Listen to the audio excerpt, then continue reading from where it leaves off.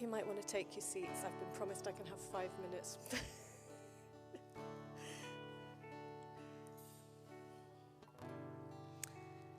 Trigger warning. This testimony contains birth details. 19 years ago, at the end of July, I was living in Kent, 5.5 months pregnant with our second child. It was my third pregnancy. I was 36 years old. Mick was 45. I'd been treated for precancerous cells in a place that I won't mention in mixed company, but let's say the midwife was going to get a good look. With Kez, I was in labour for 36 hours on Christmas Day. Midwives working short shifts. I saw 13 different midwives. Then she went into distress, so there were at least 2 doctors involved. I closed my eyes at that point. They called for the crash team, so I have no idea what happened after that.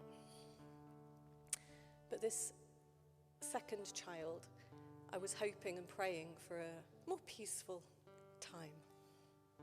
God had other plans. At a routine appointment with the midwife, I was told, "Oh, small baby, but you're small." I missed the next appointment for some reason. And then the next midwife that I saw a month later, "Oh, dinky baby." So I'm like, well, Kezzy was £8.10 or something ridiculous like that. She was not a dinky baby.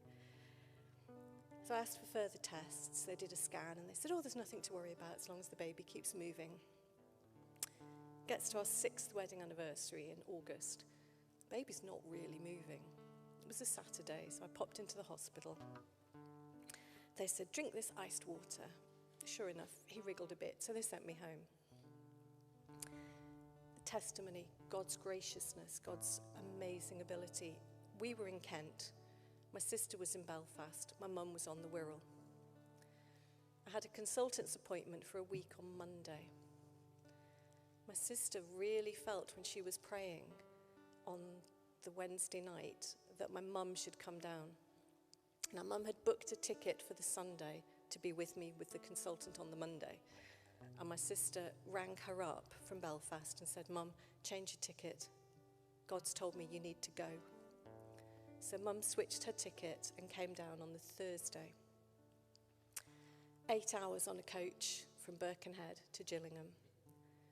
It was the school holidays, but I'd been in school preparing work for September because I was going to be on maternity leave. I was tired. Mum was tired. The bus station was next to Sainsbury's, so we had dinner. 4:30. It's significant, trust me. Get home, and Mum says, "Has that baby been moving?" I said, "A little. There's been the odd wriggle." She said, "That's it. Put Kez to bed, we're going up the hospital." I'm like, "Mum, it's 9 o'clock at night. I'm tired." You don't argue with your mother, do you? So, put Kez to bed. Mick was left to babysit. We went off the hospital, walk in. "Mrs. O'Brien, back again. Have a cup of tea, we'll put you on the monitors." 10 seconds later, they're back in, grabbing the tea. "You haven't drunk any of that, have you?" "No, why?" "You're going to theatre now." I had the baby by caesarean section, which I was awake for, and the next 4 weeks were spent in the high dependency unit for the baby, 1 nurse, 1 baby. He got promoted down to intensive care, 1 nurse, 2 babies, ending up in special care, 1 nurse, 6 babies. So all the prayers at that point were immediate survival. He was 2 pounds 11 ounces. His APGAR score was 4. For those of you that know, it should be 10.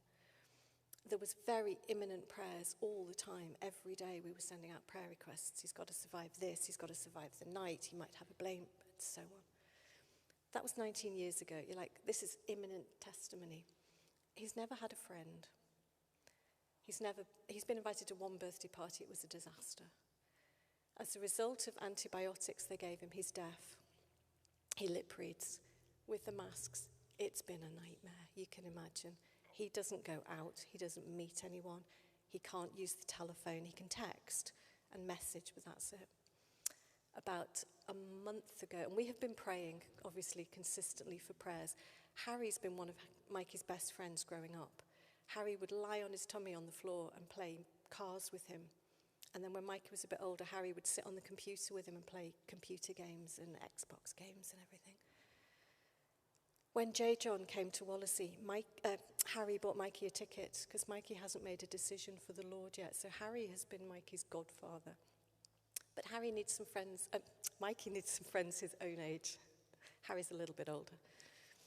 So last week, Mikey said very casually, "Oh, I'm off down to New Brighton with my friends because there's a car meet going on and I want to go down with them." And I cried because we have prayed and prayed and prayed for Mikey to have friends. And these are some friends that he's got from college. There's still a lot more prayer to be put into it. But that is my testimony from the recent times after all the... At some point I'll do a full recording for the website of the whole of Mikey's miracle. But the recent one is we prayed for friends and God gave Mikey friends.